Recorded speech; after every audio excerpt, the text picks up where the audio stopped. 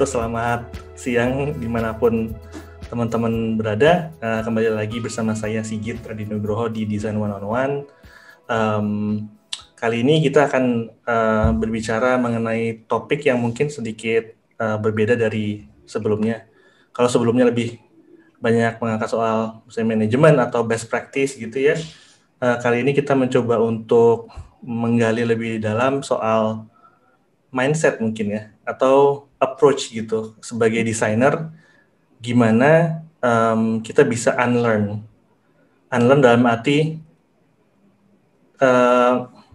bukan membuang sepenuhnya sih sebenarnya, mungkin kayak membongkar lagi apa yang sudah pernah dipelajari dan kemudian mempelajari hal yang baru demi untuk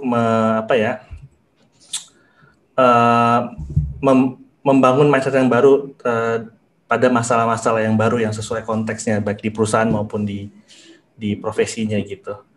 Nah, kenapa ini penting? Mungkin selama ini kita lihat ya selain desainer itu punya konteks yang udah dia pelajari selama ini, misalnya dari teori atau dari best practice yang udah ada, ternyata setiap perusahaan yang dia masuki atau setiap tahun bahkan itu punya konteks yang berbeda, baik dari sisi user ataupun dari bisnisnya gitu, dan mungkin ada banyak hal yang perlu kita pelajari ulang. Dan bersama saya ini ada Wahyuni Febriani, konsultan dari UX konsultan ya, dari NAS Consulting ya. Mungkin nanti bisa dijelaskan lagi NAS Consulting itu apa, dan mungkin juga bisa diperkenalkan dirinya juga. Apa kabar Yuni? Halo Mas Sigit, baik. Gimana Mas? Apa kabar juga? Baik. Ya, ini semoga sehat semuanya. Semoga. Ya, mungkin bisa dikenalin diri dulu. Yuni selama ini perjalanan karirnya gimana? Terus mungkin sedikit tentang NAS Consulting. Oke, jadi nama aku Yuni, namanya Wahyuni Febriani, biasa dipanggil Yuni. Aku sekarang, ini kita secara kronologis mundur atau maju nih? Kita boleh mana aja. mundur, dari yang dulu aja kali ya. Dulu kuliahnya lulusan IT di BINUS, abis itu kerja sebagai interactive developer, front end developer juga, mainan animasi dan lain-lain. 3 tahun, abis itu baru nih switch karir ke UX. Terus abis itu UX designer dulu, sekitar 1,5 tahunan, abis itu memutuskan pengen jadi researcher, UX researcher, karena masih jarang banget waktu di Indonesia. Terus memutuskan untuk cari beasiswa S2 dan dapat kuliah Human Computer Interaction di UCL. Abis itu lanjut UCL itu mana ya, maaf? University College London. Oke. Terus bukan UEFA Champions League ya? Iya, tadi pikirnya gitu soalnya. Terus abis itu berkarir sebagai UX researcher. Terakhir itu yang kantoran itu di Grab Kios, jadi anak perusahaannya Grab. Terus abis itu freelance, jadi in between tuh banyak freelancing, mau itu desain maupun research, jadi gue cukup agak generalis sebenarnya. Gue cukup merasa UX itu udah satu bidang sendiri, jadi nggak ada alasan untuk nggak bisa dua-duanya gitu. Jadi gue cukup generalis, walaupun lebih ke UX design yang UX instead of yang UI-nya, yang crafting-nya, dan lebih banyak research. Sekarang lebih banyak research sih. Kan gitu. Dan sekarang tuh lagi merintis bisnis sendiri karena kemarin tuh freelancing setahun, terus kayaknya mau coba nih gimana kalau bawa brand sendiri gitu, agency, dan supaya bisa ngasih service yang lebih semacam kayak consulting kan lebih enak kalau misalnya kita partnership sama perusahaan gitu kan, instead of jadi individual gitu. Jadi biar aku punya tim juga, nggak sendirian karena pontang-panting kalau sendirian. Jadi aku akhirnya merintis ini, baru bentar banget, jadi kayak masih awal-awal dan masih iterasi, masih kayak coba validasi bisnis model dan lain-lain juga gitu. Intinya pengen ngebantu perusahaan, terutama mereka yang nggak punya akses ke ke mentorship yang mungkin mau nge-build UX research team gitu, atau kayak gimana saya mulai gitu kan. Nggak semua orang punya akses ke oke, bisa nge-hire ya researcher atau bisa nge-hire manager gitu kan, yang tim-tim kecil gitu aku bisa bantu dari luar gitu, dan gimana caranya mungkin agak lebih intens dari training atau workshop gitu. Jadi aku bisa bantu nih, atau mungkin kalau misalnya mau di outsource kerjaan risetnya aku juga bisa gitu, jadi lebih fokus ke situ sekarang. Oke. Dan di masa pandemi ini juga ada aja bisnisnya ya? Alhamdulillah, nggak nyangka juga sih. Oke, iya. Oke, ini makasih banget udah dijelasin backgroundnya dan juga sedikit tentang perusahaan yang udah dirintis sekarang. Menarik banget. Mungkin kita langsung ke topiknya aja ya. Jadi topiknya kali ini kan unlearn, relearn, dan learn ya kalau nggak salah.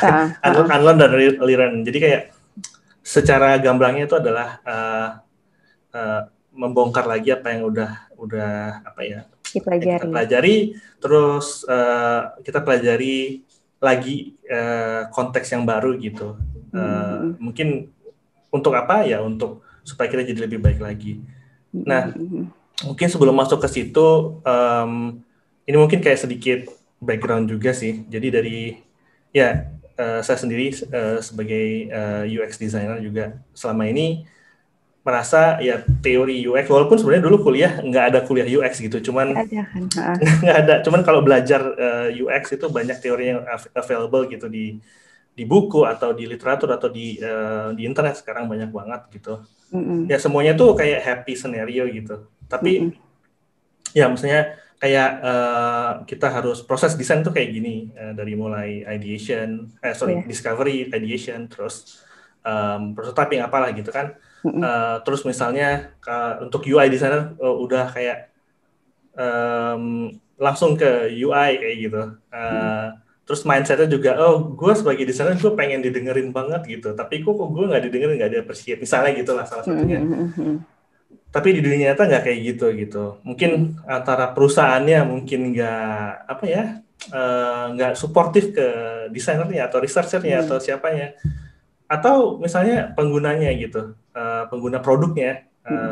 Contohnya mungkin lebih kayak waktu ini gue pribadi waktu gue kerja di Expedia gitu misalnya, ketika kita ini lebih kayak mindset orang bule gitu kan, kebanyakan memang di perusahaan itu kan Western company, mereka ngedesain, nge-research, ngelihat produk itu hanya dari sisi mereka gitu. Tapi ketika mereka datang ke negara tertentu atau ke Asia Pasifik atau misalnya ke konteks tertentu, mereka bahkan juga jadi bingung gitu how to make a better product for this certain audience gitu. Nah jadi ada kayak jeda gitu antara, bukan jeda kayak jarak gitu antara teori atau mungkin yang udah pernah yang jadi norm gitu selama ini sama apa yang ada di dunia nyata. Dan waktu itu saya lihat di tweetnya Yuni juga ada topik soal unlearn ini sih. Oh iya. Ya mungkin kalau menurut perspektif ini panjang backgroundnya, cuman kalau menurut perspektif Yuni sendiri gimana? Sebenarnya simpel aja sih, kayak kalau kemarin kan beberapa kali kan ngasih workshop sama mentoring gitu kan.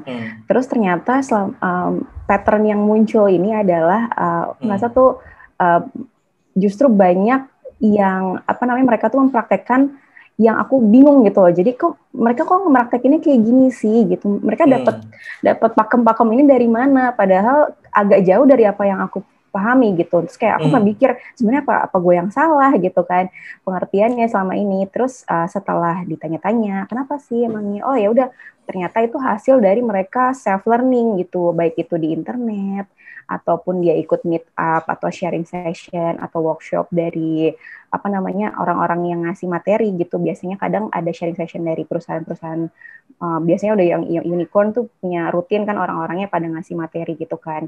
Nah mereka biasanya agak kurang masih belum terlatih sisi critical thinkingnya untuk benar-benar sesuatu apapun yang dia dapatkan itu harus take it with a pinch of salt gitu loh, yang nggak bisa langsung dipraktekin dan diambil gitu aja gitu kan, harus dikritisi gitu kan.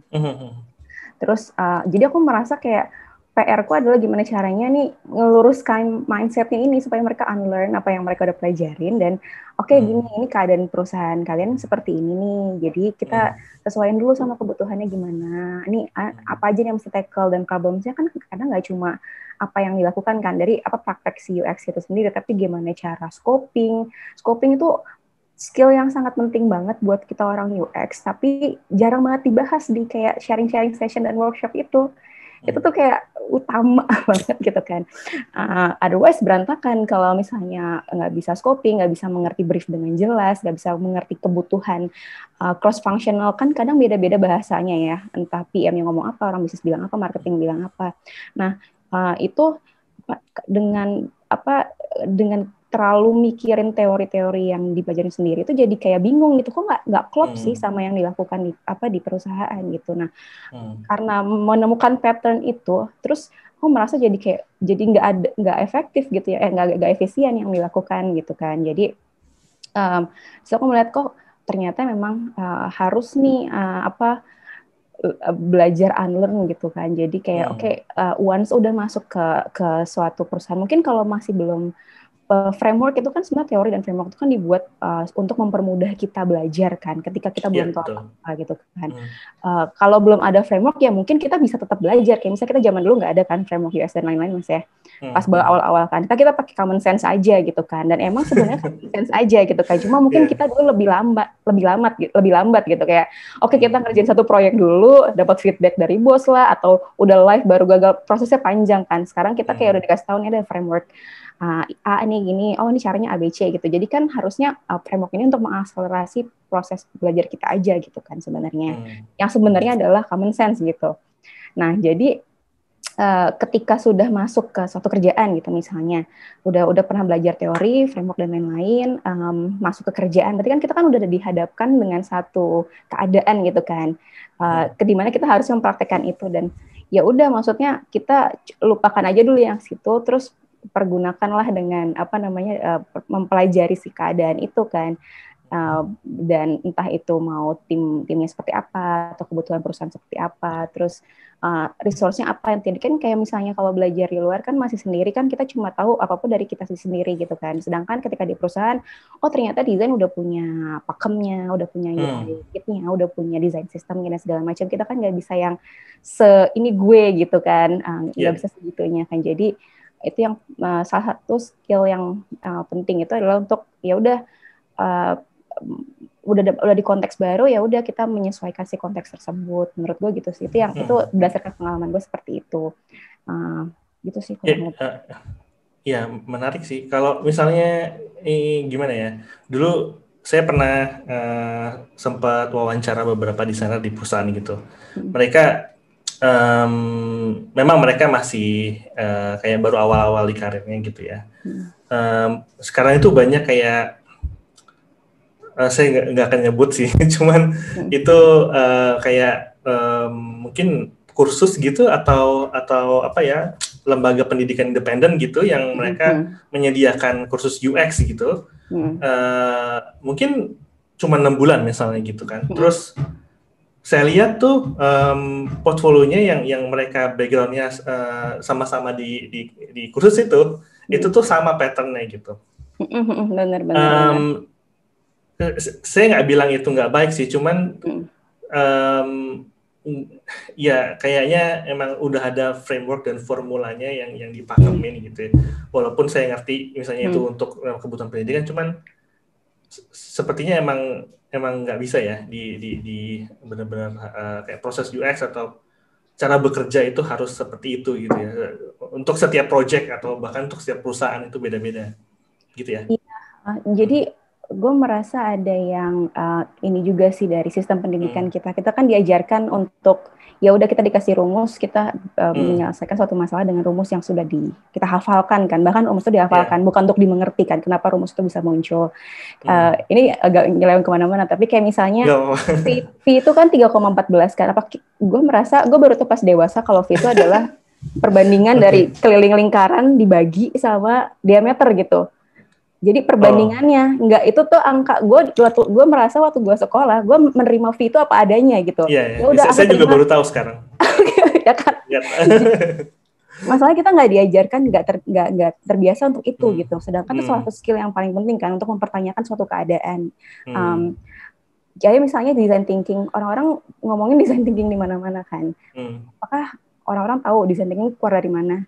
Dan apakah mereka tahu kalau design thinking sebenarnya udah ada di akademis drama berdasarkan riset, lalu dikomersialkan oleh IDEO gitu kan. Tapi kan banyak banget orang nyebutin, oke, kita ngomongin design thinking bla bla bla bla, tapi kayak bisa nggak sih kita criticize design thinking ini gitu misalnya. Dan nggak bisa disalin juga mungkin ya, karena kita korban dari sistem pendidikan yang seperti itu gitu. Jadi butuh waktu agak beberapa lama gitu untuk bisa ke level lebih kritis belajar lebih kritis lagi gitu. Itu bisa nggak sih diajarin? Misalnya gini, kalau mungkin I'm also guilty of this karena beberapa tahun yang lalu saya juga pernah ngasih materi gitu soal desain sprint gitu misalnya atau desain thinking sama gitu. Jangan sedih. Sama. itu kan sendiri kok. Iya, itu kan kayak udah ada pakemnya gitu. Cuman saya pribadi saya lebih senang kalau itu tuh lebih kontekstual dan based on case study gitu kan. Jadi nggak hanya pokoknya harus ngerjain ini tuh kayak gini persis gitu. Tapi bisa nggak sih menurut Yuni apa yang bisa diperbaiki dari pemateri, misalnya mereka ngasih course tentang design thinking atau design sprint, apa yang bisa diperbaiki? Iterasi aja sih sama kok, kayak gue kan juga ngajar kan, jadi ya kalau ngelihat materi yang lama ini apaan sih gitu kan, padahal baru beberapa bulan lalu tapi udah merasa ya apaan sih ini materi setelah dicoba ke beberapa orang lain gitu kan. Jadi ya nggak, maksudnya kita justru di UX dan di tech industry ini kan kita embrace failure kan, maksudnya kita embrace iteration gitu kan. Jadi ya udah, maksudnya nggak usah ya udah nggak usah gengsi ke diri sendiri. Biasanya kan kita gengsi ke diri sendiri banget ya kalau desainer. Kayak gue udah punya ini pendirian nih, tapi ya itu embrace iteration aja. Kalau misalnya kemarin gimana ya ngajar pas mau bikin materi baru gitu, kalau gue biasanya kayak coba pelajarin lagi, gue Google lagi atau gue cari-cari resource lainnya gitu, gue tambahin, gue perbanyak contoh case-nya gitu. Jadi ya udah, jadi kalau misalnya jangan pernah merasa puas sama diri sendiri aja sih. Kayak gue juga merasa insecure all the time gitu. Ini juga salah satu efeknya di sini kali ya, di tech industry. Jadi kayak gue merasa kayak aduh masih kurang terus gitu. Jadi itu sih. Kalau Yuni lihat ini masalahnya juga nggak cuman ada di mereka yang baru mulai karir ya, tapi juga yang udah benar-benar season gitu, berbumbu. Maksudnya udah senior banget gitu. Udah senior. Jadi di semua level ada ya kayak masalah ini tuh. Kayak apa ya? Soalnya kan banyak faktornya ya. Contohnya kayak misalnya ya beda perusahaan aja udah beda concern gitu kan. Terus apa ya? Kayaknya kalau sekarang di Indonesia kan mungkin levelnya tuh baru junior mid sama senior ya. Gue nggak tahu apakah belum ada kan kita punya Donorman sendiri gitu atau maksudnya yang kayak yang udah berpuluh-puluh tahun figur gitu. Yeah. Jadi ya gue merasa senior level as in udah manajerial dan head gitu kan juga sebenarnya ya levelnya senior lah ya, maksudnya belum sampai jadi yang dewa gitu kan. Jadi ya masih ada room for improvement juga gitu. Walaupun mungkin kalau misalnya mungkin dia udah jago banget, pasti kan ada cara menyampaikannya juga mungkin masih harus dipelajari lagi kan. Benar. Lagi-lagi kan konteks lagi kan gitu. Siapa kita mau ngajarin, pasti kan kayak kalau kita mau ngasih materi contohnya waktu itu gue ngasih materi ke startup gitu, misalnya startup kecil santai bisa ketawa-ketawa, tapi itu gue kasih materi ke satu bank besar gitu kayak sharing session, terus kayak deg-degan. Jadi kan bahasa juga harus diatur dan segala macam gitu kan. Jadi mungkin kalau mungkin dari segi materi sudah matang dan sangat berpengalaman, tapi mungkin di cara penyampaiannya masih bisa diimprove lagi gitu gimana. Mungkin belum ada level akademis gitu ya yang udah, walaupun memang sebenarnya yang nggak semua akademis itu, maksudnya I mean they're good but sometimes we don't need that level of communication maybe, tapi at least mungkin menurut Yuni ada level of authority-nya gitu kali ya, dan authenticity-nya mungkin. Kalau ngelihat kayak apa namanya, pernah nggak sih ada contoh konkret apa lagi yang selain kayak workshop gitu? Mungkin yang lebih konkret dari ketika Yuni kerja di perusahaan sebelumnya, ada nggak sih momen di mana Yuni harus unlearn atau mungkin tim Yuni harus unlearn gitu? Gua kemarin kan dari kuliah S2 kan dan harus masuk ke tech gitu kan. Walaupun sebelumnya juga di startup, tapi ini udah startupnya udah lumayan lebih besar yang setelah lulus itu. Dan jadi selama setahun kuliah itu somehow gue sudah sangat terlatih untuk jadi orang akademis gitu kan. Jadi kalau nulis ya udah pakai caranya akademis gitu kan, panjang, elaboratif gitu kan. Jadi kayak deskriptif banget gitu kan kalau ngomongin. Padahal sebenarnya kerjaan di apa kemarin pas kuliah gue juga sebenarnya sama aja kayak kerjaan sehari-hari UX gitu kan. Cuma untuk cara reportingnya itu beda gitu kan, harus lebih saintifik gitu kan. Nah pas masuk ke industri gitu kan belajar lagi nih, kebetulan karena walaupun orang baru nih UX researcher baru di industri, tapi karena udah pengalaman kerja udah lumayan sebelumnya, jadi kita udah mulai dari kalau ngomongin apa collaboration sama work ethic udah terbiasa lah kita kerja sama orang lain kan. Jadi tinggal gimana mengkomunikasikan si skill ini gitu kan. Nah, itu lumayan tuh dulu kayak bikin report panjang-panjang gitu, padahal kan stakeholder kita butuh panjang-panjang gitu kan, butuhnya straightforward nih. Karena kan kalau ngomongin apa namanya di perusahaan itu kan sebenarnya kita kan coba ada problem dan solution gitu kan, lagi ada proses problem solving gitu kan, business problem solving gitu kan, dan kita ngebantu itu tuh entah itu untuk validate atau invalidate ideas atau design atau produk gitu kan. Nah sebenarnya kita kan salah satu dari proses memvalidasi atau menginvalidasi itu kan, jadi ya nggak butuh, kita cuma butuh inform something buat ngebantu si perusahaan tuh bikin decision, baik itu decision dalam levelnya bisnis atau levelnya produk ataupun levelnya desain yang sesimpel kita mau pakai desain yang mana atau desain ini udah cocok atau belum untuk develop, sampai ke gimana nih si produknya atau si bisnis idenya sebenarnya make sense atau enggak gitu, bagus bisa dilakukan atau enggak. Jadi kita kan cuma mau ngasih salah satu, kalau research-nya kan pengen ngasih satu input gitu lah ya dari banyak gitu, nggak cuma dari UX doang gitu. Jadi itu yang penting juga. Jadi kayak kita nggak kalau misalnya di teori itu kan biasanya kita UX adalah si user banget nih, padahal kan sebenarnya yang tahu user nggak cuma kita gitu, orang data tahu, orang CS tahu, kita tahu, terus betul. Juga ada orang marketing tahu kok tentang customer kita. Jadi kita tuh salah satu dari berbagai faktor yang akan jadi landasan si decision itu dibuat di perusahaan gitu. Jadi ya udah gitu. Jadi dikomunikasikannya sesuai sama proses itu gitu. Sedangkan kalau akademis kan 1.500 satu esai, padahal usability testing, tapi mesti bikin reportnya 1.500 words gitu kayak gitu yang susah. Nah kan akhirnya belajar. Jadi kita lupakan dulu tuh akademis, kita cari tahu nih gimana cara yang unlearn dulu yang itu, kita coba lagi kita sesuaikan dulu nih di company ini gimana enaknya gitu. Ya ini kalau saya bisa sharing juga pengalaman sendiri sih, kayak di perusahaan yang sekarang memang ya momen unlearn itu lebih ke misalnya kalau dulu kan mungkin lebih banyak solutioning gitu, kayak langsung ke solutionnya gitu. Nah di perusahaan yang sekarang itu kita lebih banyak spend waktu untuk ngertiin problemnya gitu, karena sebagai desainer kadang-kadang kan pengen jump into solution, atau misalnya engineer juga pengennya udah gini aja gitu kayak. Dan di perusahaan yang sekarang tuh kayak dipaksa gitu untuk ya udah, kalau misalnya ujungnya nggak perlu UI yang segimana gitu ya nggak usah gitu. Jadi banyak hal yang sebenarnya kayak dipaksain gitu selama ini kalau saya merasa lihat ke belakang gitu ya, dan ternyata solusinya itu kadang memang nggak usah sekompleks itu gitu, dan itu juga udah bisa diukur dan punya dampak. Itu sih salah satu momen unlearn. Terus mungkin juga yang kedua kayak itu tadi yang Yoni bilang, kayak dulu kan kita gatekeeping banget tuh ya sebagai desainer ya, kayak we are the one who understands the users the most gitu, kayak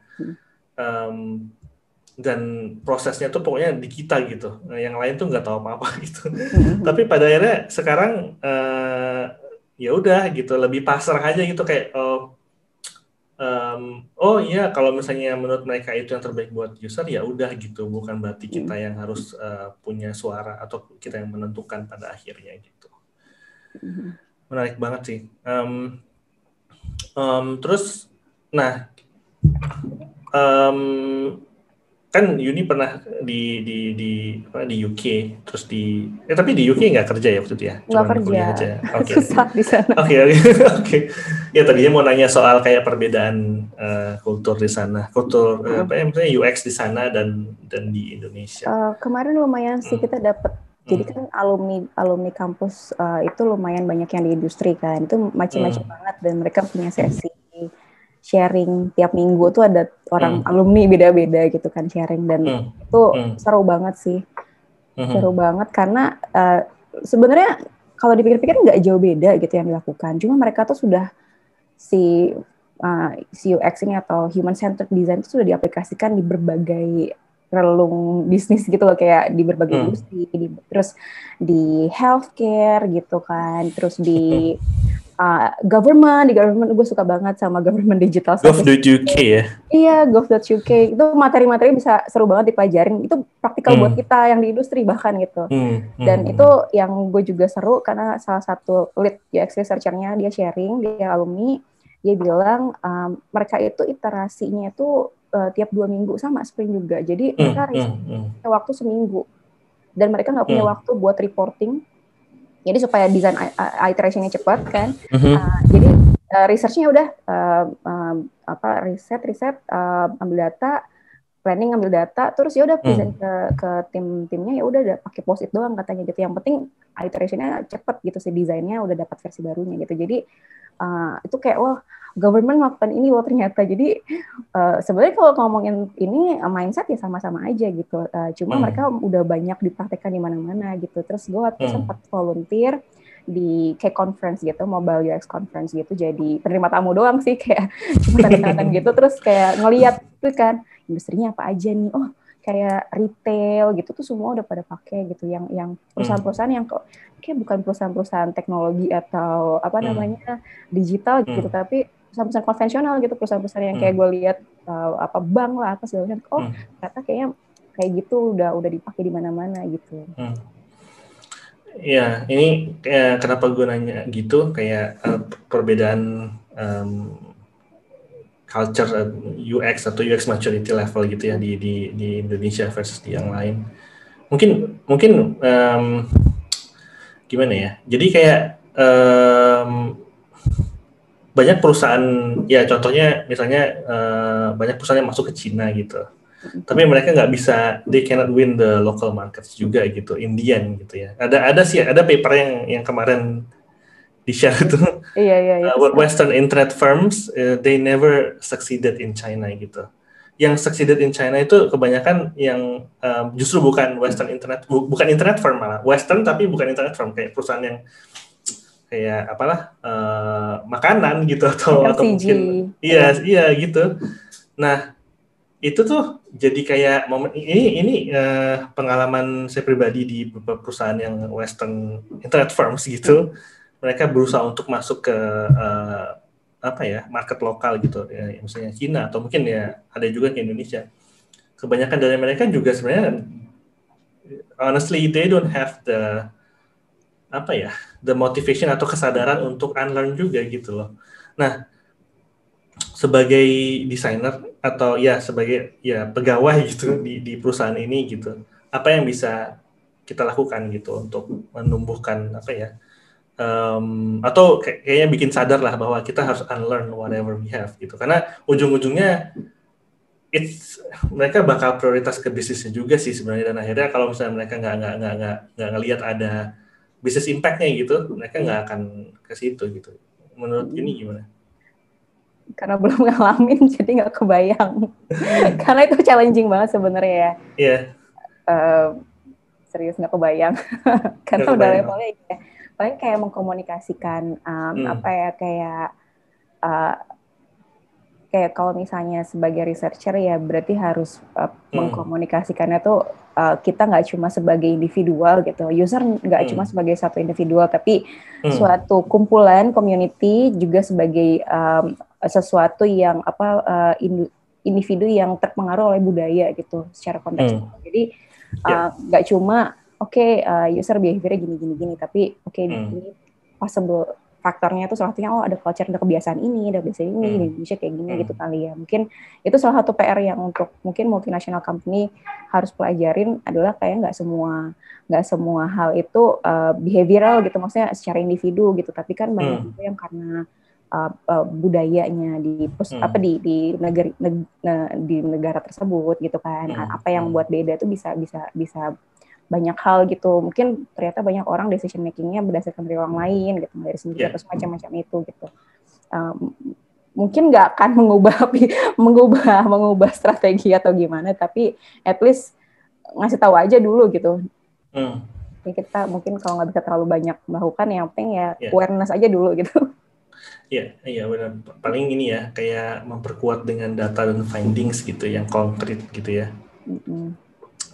Ya, soalnya saya merasa nggak fair gitu. Kadang kita emang sih kita bukan yang punya perusahaannya gitu, tapi mikirnya kayak kita harus kayak kebanyakan orang lokal yang di hire gitu harus kayak ngertiin gitu kan mindsetnya mereka. Tapi kayak ya ini kayak concern dari banyak pihak sih, nggak cuma desainer aja gitu ya. Mereka juga nggak mungkin merasa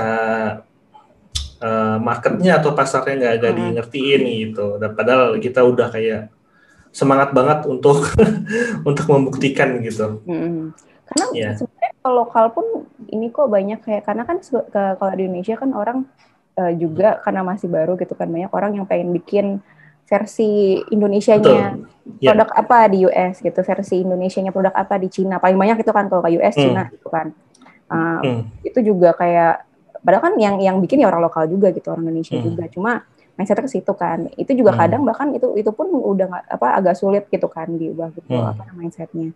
Jadi ya cuma bisa itu aja, pakai data, pakai yang memang ya kita komunikasi ini juga secara sesuai. Dan itu sih gue juga sekarang jadi belajar tentang bisnis, problem decision making gitu. Jadi biar ngerti mindsetnya gitu, karena kalau kita nggak berbicara bahasa bisnis ya agak susah juga gitu untuk nyambungin gitu. Iya, itu benar banget. Itu challenge desainer tiap hari sih. Jadi ada benar juga ya kalau desainer itu nggak harus cuma bisa coding, tapi harus juga ngerti bisnis gitu ya. Nah, sekarang mungkin harus agak-agak generalis sedikit ya, bukan generalis sih sebenarnya. Kalau generalis kan harus, nah itu T-shape copy mungkin apapun namanya itu, tapi kan kita harus knowledgeable lah ya, maksudnya kita mau kerja di mana gitu, maksudnya kalau mau kerja di ya di tech industry gitu misalnya, ya berarti harus ngerti kan komponennya kan user, bisnis sama teknologi gitu ya. At least knowledgeable, nggak harus bisa ya, berarti kalau generalis kan mungkin harus agak bisa dikit gitu kan, ini kan kayak yang penting knowledgeable gitu, tahu dan minimal tahu bahasanya lah supaya kita bisa komunikasikan gitu. Iya. PR kita semua. Iya betul, nggak cuma desainer ataupun nggak cuma researcher atau nggak cuma engineer juga, ya semua. Itu gue baru comment to realization gitu, kayak kita pengen banget promosiin product thinking, design thinking gitu kan, tapi apakah kita benar-benar mau pelajari tentang produk, tentang bisnis, tentang teknologi? Kayak itu kurang didengungkan kan, padahal kita kayak pengen banget mengadvokasi, oke nih design thinking nih, desain harus diperhitungkan gitu kan, tapi apakah kita sudah gitu mempelajari yang lain juga gitu kan, itu kan penting juga sebenarnya. Itu tamparan banget sih, jadi emang ya itu kan ada meme ya, kayak now designers have a seat on the table but they just don't know what to do or what to say gitu. Ya. Iya sih, dan ini juga pengalaman sendiri juga, kayak semakin senior sebenarnya desainer itu atau researcher itu juga semakin terekspos sih kan, dengan segala macam sisi dari perusahaan ya, termasuk bisnisnya, termasuk dari teknologinya gitu. Mungkin kalau kita awal-awal karirnya kita bisa lah duduk di meja sambil dengerin musik terus kerjain UI seharian gitu kan. Tapi semakin senior ya semakin terekspos gitu. Walaupun nggak pengen tapi pasti akan semakin terekspos dan semakin apa ya masuk ke dalam itu semua sih. Ya ini mungkin waktunya udah hampir habis, cuman mungkin 5 menit terakhir pengen ini aja disimpulkan gitu kali ya. Mungkin menurut Yuni, jadi dari percakapan ini sebenarnya unlearning itu apa sih gitu? Mungkin dari segi UX sih. Mungkin kalau unlearning adalah coba proses kali ya, proses untuk mencoba mempelajari, memahami nih konteks baru dan coba kita apa yang udah kita lakukan yang lama, mungkin kita coba unlearn dulu dan gimana caranya nih kita menyesuaikan konteks yang baru, terus kita berpegangan kukuh sama critical thinking dan common sense kita dan ilmu yang sudah kita dapat sebelumnya, tapi mungkin praktis yang kita sudah lakukan sebelumnya nggak necessarily bisa langsung dipraktekin di situ. Jadi mungkin kita kayak kita learn something new lah, kita coba memulai yang baru gitu kan. Atau mungkin kalau misalnya yang baru banget tadinya belajar teori, setelah masuk gitu kan, maksudnya kalau sebelumnya nggak masalah banget belajar teori, tapi coba dilupain dulu, coba pelajarin dulu nih konteksnya gimana dan ya udah coba menyesuaikan sedikit demi sedikit gitu. Bukan dilupain selamanya ya. Bukan dilupain sebenarnya. Jadi kayak coba make sense of it lah gitu. Tapi nggak bisa rigid gitu. Oke, gue praktekin A sebelumnya dan sekarang A harus gue praktekin di sini. Terus yang kedua, gimana caranya kita supaya develop skill untuk unlearn itu? Mungkin apakah ada ya contohnya ya? Apakah harus punya skill komunikasi yang lebih baik atau misalnya mulai untuk belajar sisi lain kayak bisnisnya gitu? Yang pertama itu mungkin ask why, tanya kenapa gitu. Kalau menerima sesuatu dipertanyakan atau mungkin di follow up, itu penting banget. Kalau kerja sama orang kan kita kalau nggak jelas ya diperjelas gitu. Jadi tadi berarti coba kalau misalnya mau memahami sekitar gitu, tanya aja sama orang, tanya kenapa keadaan seperti itu, ngobrol gitu kan. Terus tadi apa lagi, coba kritis aja sama keadaan, dan kalau komunikasi itu udah wajib kayaknya ya.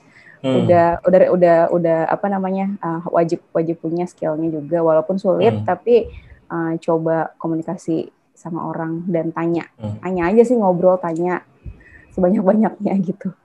Ya, mungkin itu masalah budaya juga ya, kita kurang kritis ya. Lumayan, kayak tadi yang udah kita ngomongin sebelumnya itu juga. Tapi coba aja mulai, nggak salah sih, maksudnya selama kita udah sadar, yang penting sadar dulu nih, sadar dulu, abis itu dipraktekkan gitu. Nggak bisa. Sebenarnya bukan masalah orang Indonesia aja sih, kayak in general orang Asia gitu ya, kayak di sini di Singapura juga, mereka sama banget. Ya, tapi ya gitulah. Kayaknya kalau di desain memang harus lebih vokal kayaknya. Semakin senior itu harus semakin vokal sih menurut saya. Ya, ini ya, walaupun senior pun tetap harus ada yang ditambah dan diimprove terus. Iya betul. Mungkin kayak ini topik berikutnya, mungkin nanti kalau misalnya ada sesi berikutnya gitu, pengen tahu soal apa kriteria gitu, junior, senior. Itu susah banget. mungkin nggak tahu ya. Ini dari mungkin lebih mepet ke manajemen sih. Tapi kayaknya menarik untuk dibahas. Mungkin nanti kalau nggak sama Yuni, sama Momo lagi mungkin. Sama yang lebih senior aja. Oke, ini makasih banget Yuni waktunya. Thank you. Ini iya, bermanfaat banget.